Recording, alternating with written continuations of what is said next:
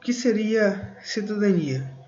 Olhando de uma outra perspectiva, é um conjunto de direitos e também deveres do cidadão assegurados por lei, por uma Constituição, e efetivados por meio da ação do Estado, como, por exemplo, políticas públicas, e da ação coletiva, por exemplo, os movimentos sociais.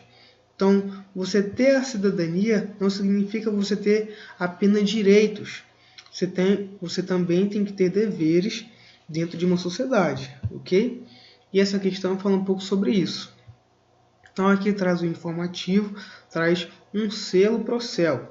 Diz assim, ó, o selo Procel Eletrobras de Economia de Energia, ou simplesmente o selo Procel, foi instituído por decreto presidencial em 8 de dezembro de 1993. Então, essa iniciativa aqui apresentada está associada à preocupação contemporânea de garantir a... Bem, gente, esse selo aqui, ele está em alguns produtos, se não em todos. Vou dar um exemplo aqui em um eletrodoméstico e ele traz um selo, né? Ele acaba indicando lá sobre a economia de energia desse produto. E aí essa iniciativa, ela acaba garantindo o que, gente? A padronização de bens industriais? Não, né? Esse selo aqui, ele acaba garantindo uma prestação qualificada de serviços urbanos? Também não. E muito menos a dispersão espacial das unidades produtivas.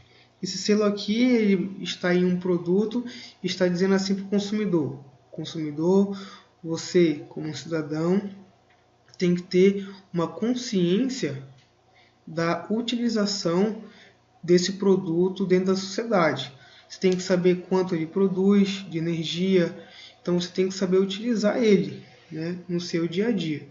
Então meio que esse selo ele entrega também a responsabilidade nas mãos do consumidor, do cidadão, para que ele, por meio de uma consciência, por meio de uma conscientização, ele possa aí utilizar esse eletrodoméstico de forma sustentável e, claro, beneficiando a coletividade, ok? Então ele garante a utilização consciente dos recursos naturais. Vamos resolver agora uma questão sobre democracia, ok?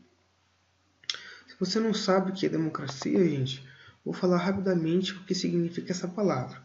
Então ela vem do grego, demos significa povo e kratos significa poder. Então a democracia ela é um governo do povo e para o povo. E aí quando eu falo de democracia, eu tenho que vincular esse termo à ideia de cidadania. Não existe uma democracia sem a ideia de cidadania. E aí quando eu falo de democracia também, eu tenho que vincular esse termo à ideia de liberdade, a liberdade de expressão, a liberdade de vir. Eu tenho que também falar sobre a ideia de igualdade e a ideia de pluralidade cultural, ok? E essa questão aqui, ela fala um pouco sobre isso. E o texto diz assim: somos todos iguais ou somos todos diferentes? Queremos ser iguais ou queremos ser diferentes? Houve um tempo em que a resposta se abrigava segura de si no primeiro termo. Já faz um quarto de século, porém, que a resposta ela se deslocou. E aí, a começar a segunda metade dos anos 1970, passamos a nos ver envoltos numa atmosfera cultural, ideológica, inteiramente nova, na qual parece generalizar-se a consciência de que nós somos diferentes de fato e de direito.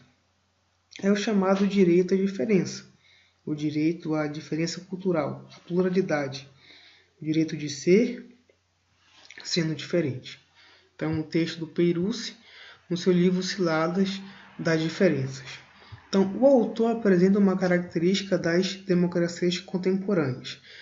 Que característica é essa, gente, que está apresentada no texto? Bem, olha, tenta imaginar um grupo A. Esse grupo A, eu posso chamar de grupo hegemônico. Então, as leis, a cultura, o pensamento gira sempre em torno desse grupo A, ok? E existe um grupo B, que ele está à margem desse grupo A. Eles são considerados grupos minoritários, porque eles não têm liberdade de falar o que pensam, eles não conseguem se manifestar por meio da arte, por meio da música, da pintura, da literatura. O grupo A, ele domina porque o modo de vestir, o modo de pensar, a escola, tudo é feito, tudo gira em torno desse grupo A, que é o grupo hegemônico. Então vai chegar um certo tempo que a ideia de democracia ela começa a se expandir. Então, divisor de águas, década de 70. E esses grupos minoritários que antes não tinham voz, não tinham vez, não conseguiam se manifestar politicamente e se comunicar, né, e se organizar, eles começam então a se fortalecer. Esses grupos minoritários eles começam a utilizar ferramentas, instrumentos como movimentos sociais, como a consciência de classe, né? Conversas, diálogos, tentam criar agora meio que subculturas para tentar identificar esses grupos. Eles começam a fazer isso, né? O grupo B ele quer agora mostrar que existe para o grupo A, ok? Ele quer ter direito à diferença e quer ser respeitado por isso. Então, isso é uma característica forte das democracias contemporâneas. Essa característica combate a exclusão social, claro, na medida em que... Então, a letra A. Por quê? Porque possibilita que a cidadania ela seja estendida a grupos minoritários. Quando as pessoas elas se reúnem, né, politicamente, elas passam a dizer o que elas pensam e, claro, defender o direito à diferença, o respeito à diferença, o conceito de cidadania ele começa a se estender, porque esses grupos minoritários eles vão combater a exclusão social e, claro, né, eles vão agir de forma pacífica e de forma consciente. Ok, gente? Então é isso, valeu!